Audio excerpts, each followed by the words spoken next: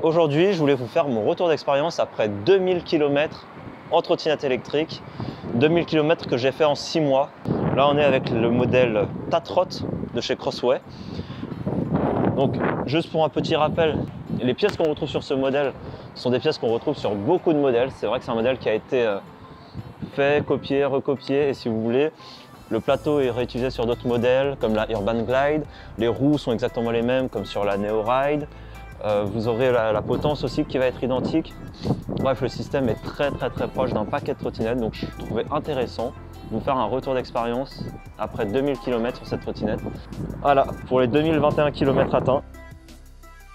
Effectivement, au cours des 2000 km, au cours des 6 mois, j'ai eu besoin de temps en temps de resserrer quelques vis. Donc notamment les vis au niveau des attaches ici. Donc pas du resserrage bien méchant, hein, mais voilà, j'ai eu besoin de resserrer un petit peu ces vis ici. Ensuite, ce qu'on peut voir donc, au niveau des roues, voilà, ce sont les roues d'origine.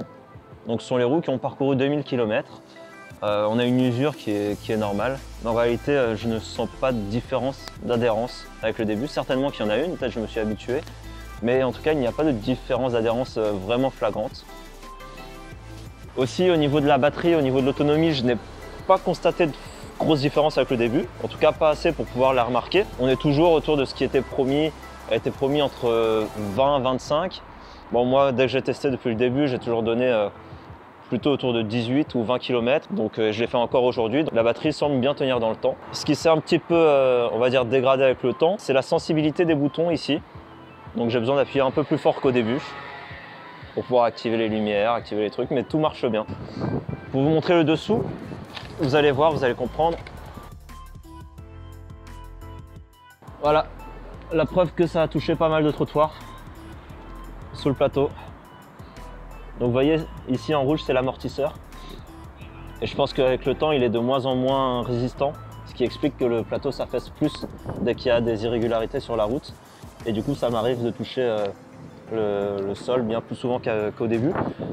Mais bon, ça reste tout à fait utilisable, hein. Il n'y a vraiment aucun souci, c'est occasionnel et quand on sait maîtriser le problème. Les vis de la béquille se sont desserrées au fur et à mesure. Donc moi j'ai préféré complètement les retirer puisque j'avais pas envie que la béquille se barre en plein milieu d'une course.